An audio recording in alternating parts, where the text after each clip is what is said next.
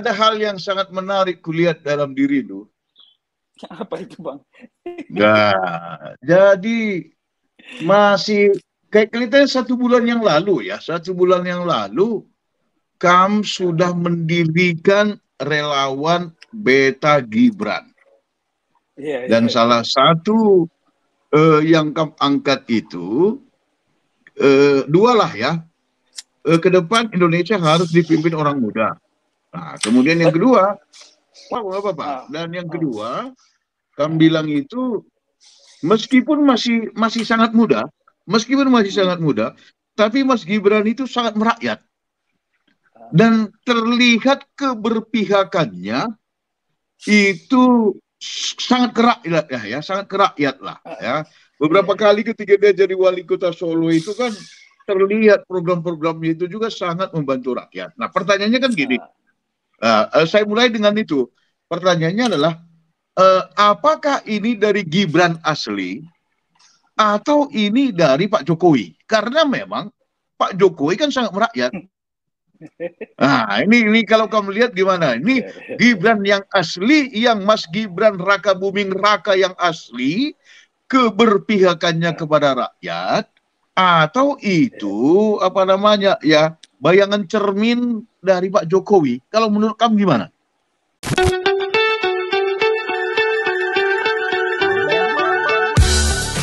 Akan tetapi untuk semua golongan, termasuk golongan muda, jaminan terhadap hak-hak setiap anak bangsa untuk berperan aktif dalam demokrasi juga bukan hanya untuk golongan tertentu saja, apalagi untuk golongan tua. Akan tetapi sebagai bangsa yang merdeka, negara menjamin hak-hak setiap golongan untuk berperan aktif, termasuk golongan muda. Atas dasar itu, semua benteng-benteng penghalang harus dijebol dan diruntuhkan untuk memastikan prinsip-prinsip demokrasi tegak kokoh berdiri. Dengan ini kami mendeklarasikan relawan Beta Gibran sebagai ikhtiar perjuangan kita di jalan demokrasi. Ikhtiar untuk mewujudkan kebahagiaan bagi setiap anak bangsa tanpa terkecuali. Kebahagiaan dalam pangkuan Ibu Pertiwi, Indonesia tercinta. Jakarta, 26 Agustus tahun 2023. Hormat kami, para pendiri relawan Beta Gibran.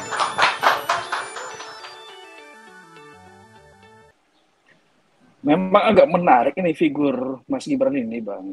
Karena apa ya? Dulu mungkin kita lihat dia sebagai anak presiden kan agak sedikit apa ya? Secara casing kok kayak tengil gitu ya. Oh iya, awal-awalnya ya. Awal tengil gitu, harus kita akui itu. Tapi ternyata setelah beliau lama menjadi anak presiden dan menjadi wali kota, justru kekuasaan itu membuat dia semakin matang, semakin merakyat dan down to earth. Ini yang menarik sebenarnya. Berarti dalam artian kan memang dalam dirinya sudah ada soal kerakyat itu tuh sudah ada gitu. Biasanya kan orang kalau dapat kekuasaan kan justru malah semakin sombong, arogan gitu. Semakin jumawa istilahnya gitu ya. Semakin, gitu kan. Nah, justru kalau kita lihat pada diri Mas Gibran sebaliknya gitu. Justru kekuasaan itu membuat dia semakin down to earth. Semakin keberpihakan kepada rakyat juga malah semakin kelihatan. Gitu. Itu sih yang menarik. Selain prestasi-prestasinya yang luar biasa gitu. Iya. Oke. Jadi kalau begitu, Serina, sebelum kita lanjutkan ke 2-3 pertanyaan lagi, nanti aku juga sama kamu mengenai Mas Gibran. Tapi sebelum ke situ, kita masuk ke ini dulu. Beta Gibran. Beta Gibran adalah relawan yang didirikan oleh Seninaku Twedi Ginting, dan dia juga sekaligus ketua umumnya. Dan kemarin itu, seminggu yang lalu, saya bertemu dengan orang GMNI. Ternyata Beta Gibran ini sekarang sudah ada di setiap provinsi. Nah, pertanyaannya sebenarnya visi dari Beta Gibran ini sebenarnya apa yang paling utama gitulah ya, yang kamu pikirkan, Serina? Silakan. Sebenarnya tujuan didirikannya relawan Beta Gibran ini adalah untuk membuat suatu terobosan terhadap hegemoni politisi-politisi senior dalam kontestasi pemilu presiden. Nah, Iya. kita mau ingin mendorong anak muda sehingga tampil dalam Pilpres 2024 kali ini. Terlebih Pilpres 2024 ini kan Pilpres anak muda sebenarnya. Kenapa demikian? Karena hampir 60% pemilih itu anak muda. Hampir 60% gitu ya? itu pemilihnya anak muda. Sehingga sudah sepatutnya ada keterwakilan dari anak muda yang menjadi calon dalam Pilpres 2024 ini. Untuk menerobos itu sebenarnya. Dan kita melihat figur yang paling tepat dan cara figur-figur anak muda yang lain yang adalah pada Mas Gibran. Begitu sebenarnya. Hanya saja memang dari awal kita meminta bahwa Mas Gibran ini punya keberanian. Keberanian untuk maju sebagai cawapres begitu. Kalau keberanian ini muncul kan beliau kan bisa jadi martir untuk menerobos hegemoni politisi-politisi senior tadi, sekaligus juga membuka jalan buat anak-anak muda yang lain untuk tampil pada kesempatan berikutnya, begitu Bang. Ya, dan kelihatan sekarang kan kalau saat ini kita bicara sebenarnya kan udah ya boleh dikatakan udah pastilah dia akan menjadi calon wakil presiden. Dan barusan saja saya kontak Bang Dhanil Azhar Simanjuntak. Saya tanya, kapan Bang ini Mas Gibran diresmikan? 1-2 hari ini Pak, katanya gitu. 1-2 hari ini Bang, ya, katanya seperti itu. Ini kan udah pasti nih. Nah, jadi apakah dengan demikian udah terbukti nih? Udah terbukti Mas Gibran itu berani melawan Pakem selama ini. Tadinya kan dia partai A. Di partai A lah, sama Pak Jokowi di partai A. Tapi dia berani maju di partai yang lain untuk menjadi wakil presiden. Aku sempat bertanya-tanya dalam hatiku, ini untuk hegemoni pribadinya Mas Gibran kah? Atau seperti kami bilang tadi, dia lebih memikirkan keberanian ini muncul karena bukan untuk dirinya sendiri, tapi benar-benar dia ingin membangun bangsa ini dari sisi generasi mudanya. Bagaimana kamu lihat? Itu satu yang pertama tadi Bang, untuk menerobos hegemoni politis-politis senior tadi. Yang kedua juga kan pasti ini kan dalam rangka untuk melanjutkan keberlangsungan apa yang menjadi legacy dari pemerintahan Pak Jokowi gitu. Iya. Maka representasi yang tepat untuk melanjutkan tongkat estafet ini kan ada pada diri Mas Gibran. Karena kan semua rakyat Indonesia kan sudah merasakan betul apa yang sudah dilakukan oleh pemerintah saat ini, dan itu perlu diteruskan. Gitu. Gitu Bang. Dan kalau begitu sebenarnya targetnya, visinya, goalnya sebenarnya Mas Gibran ini kalau itu karakter seperti kami bilang tadi, itu sebenarnya bukan hanya untuk dirinya sendiri ya, lebih kepada untuk rakyat banyak sebenarnya. Iya, untuk rakyat banyak sebenarnya yang dilakukan oleh Mas Gibran ini khususnya buat anak muda ya. Gitu. Khusus untuk anak muda. Gitu. Ya, apalagi kan yang di sebelah itu terlihat kurang berpihak kepada anak muda dengan dibatalkannya dulu turnamen kejuaraan dunia. Piala Dunia usia 20 itu kan. Bahasa corona kai piningan lah lingkup bagana lah buka latte. Kamu iya kan atau gimana? Gimana kamu lihatnya? Soal prestasi dan sejak rekam Mas Gibran ini kan sudah bisa dilihat dari selama beliau menjadi wali kota Surakarta. Bagaimana pelibatan anak-anak muda di Solo itu melalui Solo Technopark itu. Pembuatan mural di Gatot Subrotonya Solo luar biasa juga gitu. Jadi bukan hanya omongan saja, tapi sudah beliau lakukan dalam praktik pemerintahannya begitu. Yang menarik kan selama 2 tahun ini pemerintahannya Mas Gibran sebagai wali kota Solo, tingkat kepuasan masyarakat terhadap itu 96%. Iya. Ya begitu ya. Sampai 96% ya. Iya, 96%. Sampai 96%. Bayangkan Pak Jokowi aja nggak sampai sebegitu di level nasional kan. Iya, betul. Ya, kalau begitu Serena, Ya, di undang-undang kan memang usia Mas Gibran seolah-olah belum sampai 40 tahun. Tapi ada pasal yang lain kecuali dia pernah menjadi kepala daerah. Nah, akhirnya pasal itu bisa dimentahkan dengan pasal yang mengatakan dia pernah kepala daerah. Tapi bukan itu yang mau kutanya. Usia biologis dari Mas Gibran memang belum sampai 40. Tapi usia politisnya, usia ideologisnya, usia keberpihakannya mungkin salah satu yang paling matang dari ke-6 calon ini. Gimana menurut lu?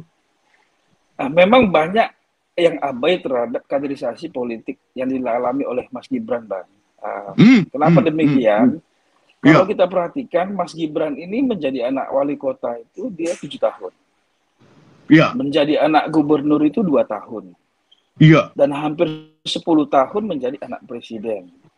Jadi Mas Gibran ini sudah mengalami kaderisasi politik itu tiap hari. Hampir 17 tahun. Hampir 20 tahun lebih dia. Iya, hampir 20 tahun. Dan yang menarik, 7 tambah 2, iya. Betul, 7 tambah 2 tambah 10. Hampir 20 tahun. Dan yang menariknya di tingkat nasional ini, Mas Gibran ini dikader di istana. Epicentrum politiknya Indonesia. Epicentrum politik Indonesia, begitu. Oh, istana itu dah epicentrum politik Indonesia. Iya, begitu. Jadi dan tetap dia tidak berubah terhadap karakternya ya. Iya, begitu. Jadi hampir 20 tahun itu dia di kader. Itu makanya sangat wajar pada saat dia memimpin Solo banyak akselerasi yang dia bisa lakukan. Iya. Buah dari proses panjang itu sebenarnya. Hanya saja memang banyak masyarakat tidak melihat proses kaderisasi yang dialami mulai dari sebagai anak wali kota itu persoalannya sebenarnya. Tapi kalau kita telusuri sebenarnya, ya dalam hari-harinya itu sebenarnya dunia politik itu sudah menyatu pada jiwanya, udah mengalir pada darahnya sebenarnya. Begitu. Berarti bisa dibuktikan dan tak dapat dipungkiri. Pendidikan politik yang dialami oleh Mas Gibran lebih hebat daripada yang dialami Pak Jokowi. Bisa dikatakan begitu. Iya. Iya, bisa. Karena Pak Jokowi nggak pernah di anak wali kota, nggak pernah anak gubernur, nggak pernah anak presiden, tapi dia ada di pinggiran kali, ada di hutan di Aceh, ya kan? Tapi dari situlah terbentuk karakternya. Dan ini menjadi referensi dari Mas Gibran. Jadi jangan-jangan, Selena, Mas Gibran akan bisa 4 atau 5 kali dari Pak Jokowi. Gimana ini? Kalau dilihat dari prestasi Pak Jokowi dan Mas Gibran di Solo, itu prestasi Mas Gibran lebih baik dari Pak Jokowi. itu kalau kita mau jujur ya. Kalau kita melihat secara objektif ya. Iya, kalau objektif berdasarkan data, ya prestasi Mas Gibran itu jauh lebih baik dibandingkan Pak Jokowi. Bayangkan saja, Bang, di saat kita menghadapi COVID kemarin, hampir setiap provinsi itu porak-poranda dari sektor perekonomian. Iya, betul. Yang dilakukan oleh Mas Gibran di Solo itu tingkat pertumbuhan ekonominya itu 6,25% tahun 2020. Pada saat COVID. Pada saat COVID, nasional saja hanya 5,15. Jadi lebih tinggi Solo ya? Lebih tinggi Solo. Jadi ini kan bukti yang tak terbantahkan bahwa kepemimpinan dan karakter beliau itu sudah berhasil kan? Iya, itu dari segi capaian ekonomi, dari segi kepemimpinan, Mas Gibran ini kan tegas juga dia. Pada saat ada oknum yang melakukan pungli kan dia langsung pecat. Pecat langsung, itu berapa kali itu yang pungli supir truk itu kan? Dan yang menariknya lagi uang pungli itu beliau langsung yang mengembalikan ke korban.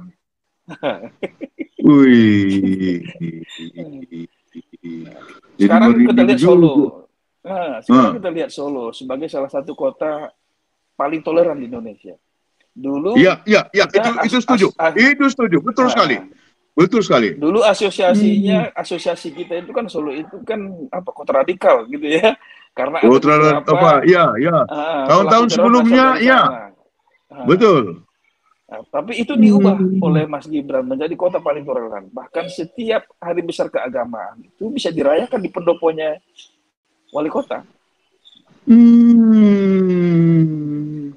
Yuk, kalau begitu sebuah keberuntungan besar bagi Pak Prabowo, Mas Gibran mau menjadi calon wakil presiden berpasangan dengan beliau. Itulah kalau saya menganalisanya, Bang, pasti Pak Prabowo kan pasti punya data yang banyak terhadap siapa-siapa yang ingin beliau lamar jadi calon wakil presiden.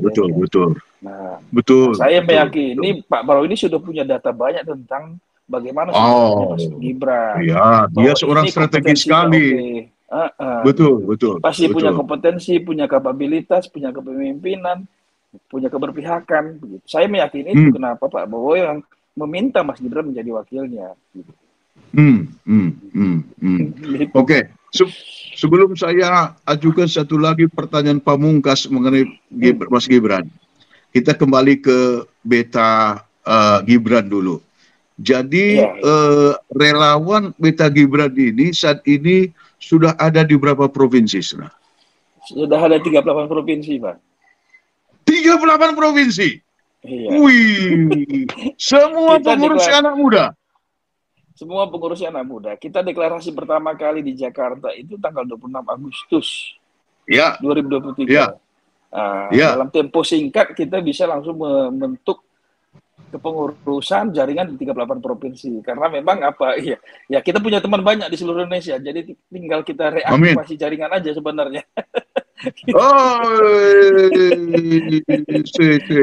Nah, apakah satu lagi? Nah, berarti kalau ada di provinsi, di kota dan kabupaten ada juga? Ada. Ini lagi proses berlanjut di tingkat kota kabupaten ya. Di kota kabupaten ya? Wih, berarti jaringan kalian sebagai beta Gibran organisasi relawan, ini kembali saya ajukan. Beberapa hari ini muncul sebuah pertanyaan. Jadi mana yang lebih powerful, relawan atau partai katanya? Jadi gimana jawab dulu ini? Kan masing-masing kan punya perspektif, Bang ya. Masing-masing punya perspektif. Dan eksistensi masing-masing ini baik relawan maupun partai ini kan sebenarnya eksistensi yang tidak bisa saling menegasikan satu sama lain. Yang perlu dilakukan sebenarnya bagaimana melakukan kolaborasi antara partai dengan relawan dalam memperjuangkan calon wakil presiden dan calon presidennya. Begitu sebenarnya yang paling penting, Bang. Wih, luar biasa. Udah ada di 38 provinsi di seluruh Indonesia, relawan pendukung Prabowo dan Mas Gibran yang namanya Beta Gibran. Wow, luar biasa. Dan itu ada dokumentasi medianya semua, Bang. Bukan semua ada dokumentasi media. Nah, inilah kalau anak muda bekerja ya. Kalau anak muda bekerja itu sangat komprehensif sekali ya. Karena memang kebetulan teman-teman yang di daerah ini juga punya relasi yang baik juga dengan media. Karena mereka ini juga semua mantan-mantan aktivis juga, mantan-mantan aktivis sebenarnya. Jadi sebelumnya memang sudah punya hubungan dengan media, sudah terbiasa dengan media. Kan cepat hanya sebulan saja 38 provinsi. Hanya sebulan setengah lah.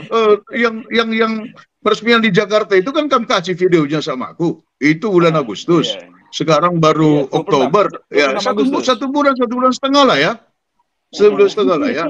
Nah, jadi gini. Kamu sebagai ketua, saudara, kamu sebagai pimpinan pusat dari Beta Gibran, tentu ada nilai yang kamu pegang, ada karakter yang kamu pegang, ada integritas yang kamu pegang, supaya ini juga mengalir ke seluruh Beta Gibran di seluruh provinsi, nanti kabupaten dan kota ini. Kalau boleh tahu, apa nilai yang kalian pegang untuk relawan Beta Gibran ini? Pertama, memang sebagai relawan itu kita harus punya integritas. Karena punya integritas ya? Harus punya integritas, karena tanpa itu relawan ini tidak akan ada artinya. Itu yang kedua. Yang pertama, yang kedua adalah sebagai integritas yang pertama ya. Integritas. Yang kedua itu ya nilai kejujuran gitu. Kenapa? Kita kan harus menampilkan cara berpolitik yang jujur. Santun, jujur. Umum, ya. Betul. Santun gitu ya. Gitu. Karena apa? Karena kita sudah punya pengalaman bagaimana kebisingan dalam politik beberapa waktu yang lalu. Saya kira itu kita harus tinggalkan. Yang ketiga adalah keberpihakan. bahwa apa yang kita lakukan ini adalah memang berpihak pada sebuah tujuan yang benar buat bangsa ini, begitu. Oke, bagus sekali. Yang keempat adalah ya kolaboratif, begitu, bahwa kita tidak bisa berjalan sendiri. Kita tidak bisa berjalan sendiri, sehingga kalau bahasa kami di Beta Gibran, ikhtiar perjuangan ini harus kita lakukan dengan cara kolaboratif dengan pihak-pihak. Ikhtiar perjuangan dilakukan dengan kolaboratif. Yes. Wah, bagus sekali. Bagus sekali. Dan itu apa yang kamu bilang itu memang ciri milenial. Milenial itu butuh sekali integritas, butuh sekali kejujuran, butuh keberpihakan kepada kebenaran, dan seperti yang kamu bilang tadi, butuh kolaborasi yang sinergis sehingga prestasi-prestasi itu akan kita capai dan kita sendiri pun heran. Kok saya bisa mencapai ini, gitu ya? Kok kita bisa mencapai itu? Nah, itu karena 4 hal itu tadi. Dan ya, kamu kan udah kenal juga kalau aktivis semua ya di pengurus-pengurus daerah dari Beta Gibran ini. Ya, kalau begitu, Serina, ini kelihatannya semakin optimis ini ya. Gimana nih? Akankah damai atau apa nanti? Dari awal kita optimis, ya? Bang. Meskipun ya kami harus akui di awal kami melakukan gerakan Beta Gibran ini memang banyak yang underestimate kan. Banyak yang membuli juga begitu. Banyak juga yang banyak juga yang meledek juga gitu. Ngapain nih dorong-dorong sesuatu yang nggak pasti, sesuatu yang nggak jelas. Bagi dia yang nggak jelas, yang nggak pasti, dia pikir bagi kita juga nggak pasti ya. Nah, aku akhirnya belajar. Oh, berarti Seninaku ini sejak awal pun dia mendirikan Beta Gibran ini karena sudah ada kepastian dalam dirinya. Itu pikiranku. Iya, kita kan harus punya keyakinan kalau berjuang, Bang, ya kan? Yes. Iya. Kita harus punya belief. Dan tidak hanya memang di tingkat nasional kita mengalami itu, di teman-teman di daerah juga mengalami itu juga. Itu mengalami bulian, pelecehan secara intrik begitu. Banyak dialami oleh teman-teman gitu. Tapi proses yang panjang yang dilakukan dalam tempo singkat ini ternyata membuktikan bahwa ikhtiar perjuangan yang dilakukan Beta Gibran itu sampai pada titik terang pada saat deklarasi hari Senin nanti dan pendaftaran tanggal 25 Oktober nanti begitu kan. Wih, mantap sekali. Kan biasa, Bang, dalam film itu kan bintangnya kan muncul belakangan, Bang. Kalau kita di Karo dulu anak muda ya katanya. Bintang itu anak muda ya. Terlalu lebih kalah di depan tapi menang di belakang. Wih. Iya. Nah, satu lagi.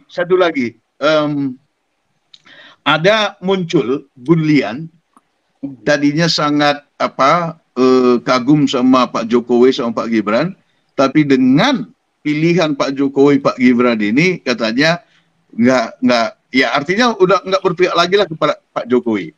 Nah, aku kan berpikir begini, itu memang dalam dunia politik pasti terjadi seperti itu. Kan kita selalu dengung-dengungkan bahwa tidak ada lawan, tidak ada kawan yang abadi. Itu dalam paradigma politik. Nah, ketika itu terjadi dan kita alami, kenapa kita mesti marah? Kenapa mesti kita bully? Kenapa kita masih menyudut ke orang lain? Seharusnya kita harus paham aja lah. Kalau memang dari awal seperti itu, ya. Dan ternyata memang itu terbukti seperti itu, demi bangsa, demi keberpihakan pada rakyat, kenapa mesti kita marah? Nah, ini pikiranku, Serina. Ini pikiranku. Karena banyak juga yang aku baca, aku dengar, aku tonton di YouTube itu bahwa bahkan kemarin katanya ada di salah satu relawan di Surabaya itu yang membuka bajunya, melemparkannya ke tanah, katakan kecewa. Pikiranku, apa mereka ini nggak tahu bahwa dalam tataran politik itu sah-sah aja. Kenapa mesti dibawa ke tataran yang lain? Nah, ini gimana pandangan lu ini sebagai pertanyaan terakhir? Memang harus kita akui, Bang, belakangan ini terjadi framing seolah-olah politik dinasti itu adalah hal yang negatif, sama seperti zaman kerajaan dulu. Seolah-olah kepemimpinan itu diwariskan atau ditunjuk dan segala macamnya gitu. Padahal di era demokrasi sekarang, politik dinasti itu kan tidak dilarang. Iya. Tidak dilarang. Iya. Ada Ya, aturan hukumnya. apa masalahnya kan? Kalau dia memang berkarakter. Kalau dia memang punya kompetensi. Ya. Ada aturan hukumnya juga kalau kita merujuk kepada pokok putusan Mahkamah Konstitusi terhadap perkara nomor 33 tahun 2015 itu melegalkan politik dinasti. Pertimbangannya apa? Karena kita tidak boleh ada keluarga pejabat kita larang mencalonkan diri karena dia punya hak konstitusional. Betul. Hanya saja bedanya di era demokrasi sekarang, meskipun keluarga pejabat itu bisa berhak mencalonkan dirinya sendiri, tapi kan dia diuji kembali kepada sistem pemilu yang demokratis. Apakah dia dipilih rakyat atau tidak, begitu? Bukan tanpa proses pemilihan, begitu. Itu yang pertama. Yang kedua, saya kadang-kadang heran juga, Bang. Ada beberapa pihak yang memframing politik dinasti itu, padahal partainya sendiri juga melakukan itu. Gitu. Kami ini punya data. Partai Golkar, contohnya Partai Golkar itu kan, ya terjadi politik dinasti. PDIP juga terjadi politik dinasti juga. Banyak tokoh-tokohnya, begitu. Iya. Betul. PAN juga ada melakukan politik dinasti. Iya. P3 juga ada politik dinasti. PKB juga ada politik dinasti di partainya. Partai Demokrat juga ada politik dinasti. Nasdem juga ada politik dinasti. Perindo juga kemungkinan besar. Nah, Perindo juga ada politik dinasti. Persoalannya kan begini, di tengah semua petinggi-petinggi partai ini melakukan politik dinasti, kenapa hanya Jokowi yang disalahkan? Kan ini tidak fair. Jangan-jangan ini, karena ini jangan-jangan ini Bang, jangan-jangan mereka memang sengaja memframing itu. Karena apa? Karena mereka sudah punya kandidat berbeda dan berpotensi kalah. Kalau Mas Gibran maju kan begitu nih.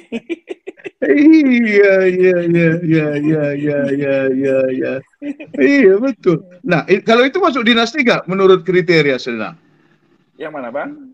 Bung Karno presiden, anaknya Megawati jadi presiden, kan itu dinasti nggak? Masuk dinasti nggak itu?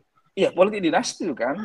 Bu Mega ke Mbak Puan sama ke anaknya lagi sekarang, anaknya Mbak Puan kan nyalek. Iya. Kan?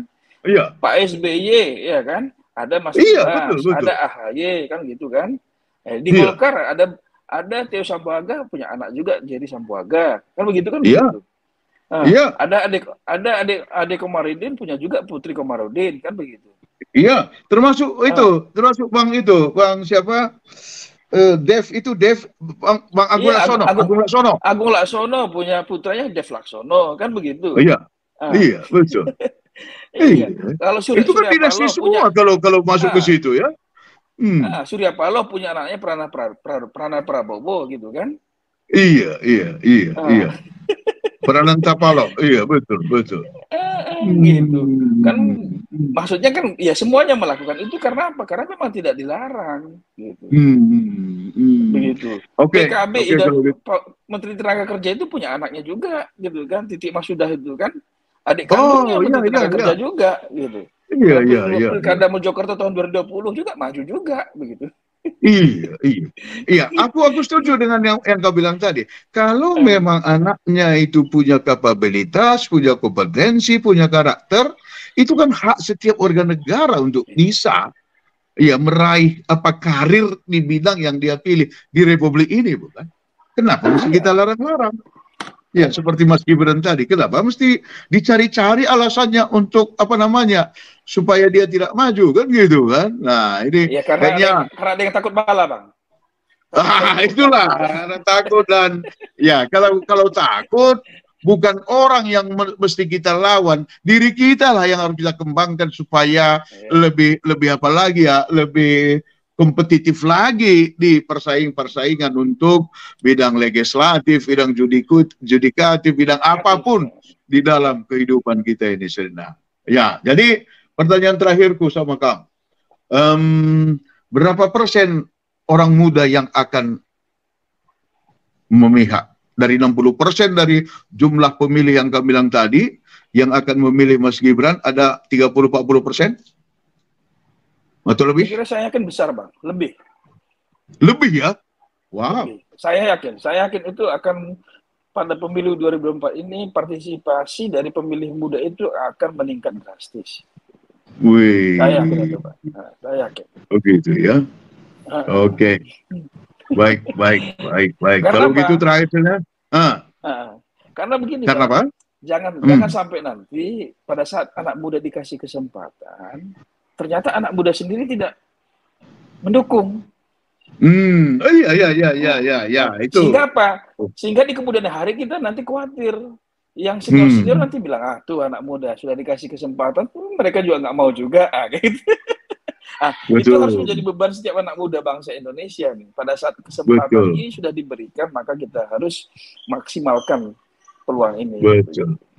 Betul. Kalau sedikit, muncul lagi pikiranku ini, belum terakhir nih kalau gitu. Satu lagi, ini hanya contoh aja. Jadi kalau kita lihat pemimpin dunia itu juga anak-anak muda itu berhasil ya. Katakanlah Macron di Prancis, kemudian Trudeau di Kanada, kemudian yang Inggris sekarang siapa itu? Yang orang dari Asia yang jadi perdana menterinya itu kan cukup berhasil juga dia. Iya, dan itu usia muda semua itu kan. Usia sekitar 40 tahun. Banyak. Kayak Perdana Menteri Georgia itu, Irakli itu, dia menjadi Perdana Menteri Georgia itu pada saat umur 31 tahun. Perdana Menteri Finlandia itu, Sanna Marin itu, dia menjadi Perdana Menteri pada saat usia 34 tahun.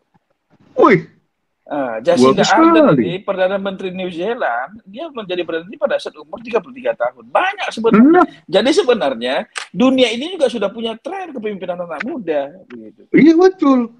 Dan lebih berhasil karena ya saya baca-baca juga memang orang-orang generasi milenium itu, generasi Z itu mereka butuh sekali itu tadi yang kau bilang tadi, integritas, kejujuran, transparansi, kolaborasi, itu yang pikiran mereka. Mereka nggak suka hal-hal yang tidak jujur gitu, hal-hal yang tertutup, tidak transparan, nggak mereka suka, makanya mereka lebih berhasil. Itulah kesukaan dari anak-anak milenial kita. Dan satu yang paling mereka butuhkan anak-anak muda ini, Bang, ruang aktualisasi. Nah, iya, benar sekali. Itu yang paling mereka butuhkan. Iya. Kan seringkali kita dengar nih sebelumnya kan, wah anak ingusan gitu kan, belum cukup umur. Iya. Maksud saya nggak, ya memang bulian atau ledekan ini buat kita anak muda ini sebenarnya sekarang kita nggak boleh sikapi lagi dengan secara emosional. Energinya harus kita balikkan menjadi hal yang positif. Dengan apa? Dengan membuktikan diri bahwa kita bisa. Gitu. Kita bisa berbuat buat bangsa ini, kita bisa berbuat untuk masyarakat Indonesia. Gitu. Kita juga bisa mengharumkan bangsa ini di antara negara-negara di dunia. Gitu. Siap. Mantap sekali. Dan sudah ada buktinya di dunia. Apalagi Mas Gibran, dia akan menjadi dia pasti akan punya coach, punya mentor. Salah satu presiden terbaik di dunia ya. Iya, gitu. Nah, itu dia. dan juga seniornya atasan dia salah satu menteri pertahanan terbaik di dunia juga, bukan? Iya. Benar, Bang. Iya, Serina. Ini tuntutan zaman, Bang. Ini tuntutan zaman. Gitu. Betul sekali. Jadi kalau begitu, terakhir ini dari aku, tolong kami himbolah sebuah relawan anak muda di Indonesia dan juga relawan manapun dia yang simpati, berempati terhadap Mas Gibran dan Pak Prabowo. Wah, ini kan kombinasi yang sangat luar biasa ini. Satu yang sangat berpengalaman dengan karakternya, jatuh bangunnya Pak Prabowo itu kan salah seorang di Indonesia ini yang punya resilient power yang paling tinggi itu, Serina. Tolong kami himbolah untuk Beta Gibran, seluruh Indonesia dan juga relawan-relawan yang lain yang mungkin tadi dia masih mendua pikirannya untuk mendukung Mas Gibran, sekarang ini supaya mereka nggak ragu lagi. Dan juga relawan-relawan Pak Prabowo. Silakan Serinaku, Twedi Ginting, Ketua Pendiri relawan Beta Gibran. Silakan. Buat semua relawan Mas Gibran dan semua relawan Pak Prabowo, sudah saatnya kita melakukan kolaborasi yang baik dalam rangka untuk memperjuangkan terpilihnya Pak Prabowo dan Mas Gibran pada Pilpres 2024 ini. Perjuangan dan ikhtiar yang kita lakukan ini harus kita lakukan secara serius untuk membuktikan bahwa pilihan kita adalah pilihan yang terbaik buat bangsa ini. Dan kita juga harus menghormati para relawan yang lain memiliki pilihan yang berbeda. Kita harus memberikan contoh terbaik dalam cara-cara berjuang lebih santun, Yang intinya adalah tetap menjaga persatuan kita sebagai bangsa. Pilihan kita boleh berbeda, tapi Indonesia adalah nomor satu buat kita semua.